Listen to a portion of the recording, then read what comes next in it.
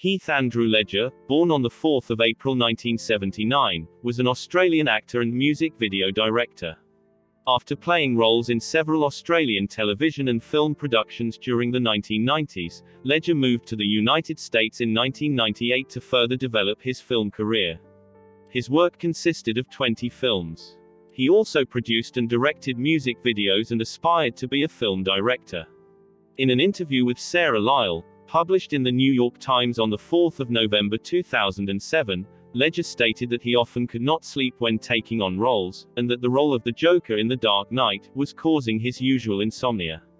Ledger said, "Last week I probably slept an average of 2 hours a night. I couldn't stop thinking. My body was exhausted, and my mind was still going." At that time, he told Lyle that he had taken 2 Ambien pills, after taking just one had not sufficed, and those left him in a stupor only to wake up an hour later, his mind still racing.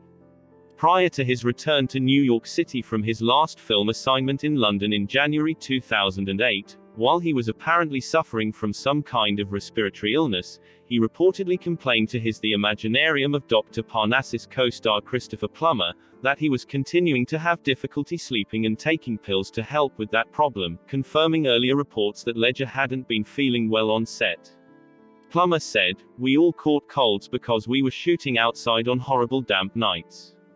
But Heath went on, "And I don't think he dealt with it immediately with the antibiotics. I think what he did have was the walking pneumonia. On top of that, he was saying all the time, 'Damn it, I can't sleep,' and he was taking all these pills to help him." Speaking to Interview magazine after Ledger's death, Michelle Williams confirmed reports that the actor had experienced trouble sleeping. She stated, "For as long as I'd known him, he had bouts with insomnia. He had too much energy. His mind was turning, always turning." Ledger was widely reported to have struggled with substance abuse. Following Ledger's death, Entertainment Tonight aired video footage from 2006 in which Ledger stated that he used to smoke 5 joints a day for 20 years, and news outlets reported that his drug abuse had prompted Williams to request that he move out of their apartment in Brooklyn.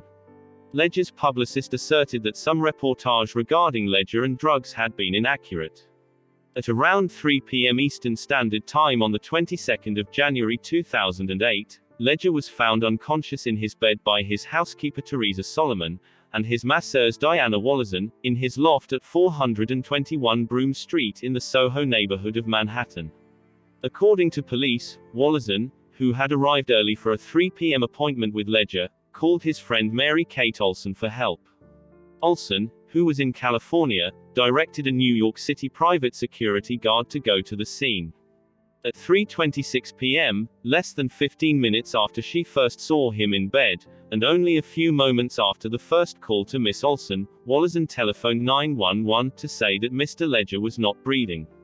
At the urging of the 911 operator, Wallison administered CPR, which was unsuccessful in reviving him.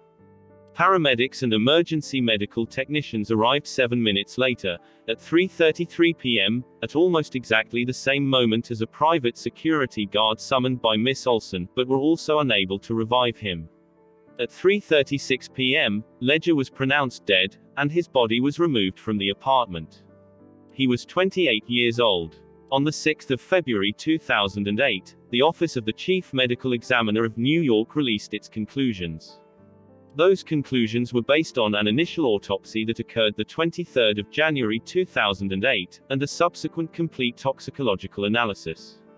The report concluded that Ledger died as the result of acute intoxication by the combined effects of oxycodone, hydrocodone, diazepam, temazepam, alprazolam and doxylamine. It added, "We have concluded that the manner of death is accident, resulting from the abuse of prescribed medications. While the medications found in the toxicological analysis may be prescribed in the United States for insomnia, anxiety, pain or common cold symptoms, the vast majority of physicians in the U.S. are extremely reluctant to prescribe multiple benzodiazepines to a single patient, let alone to prescribe such medications to a patient already taking a mix of oxycodone and hydrocodone." Although the Associated Press and other media reported that police estimated Ledger's death occurred between 1 p.m. and 2:45 p.m., the medical examiner's office announced that it would not publicly disclose the official estimated time of death.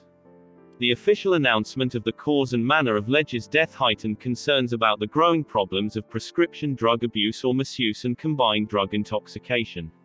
In 2017, Jason Payne James, a forensic pathologist, asserted that Ledger might have survived if hydrocodone and oxycodone had been left out of the combination of drugs that the actor took just prior to his death.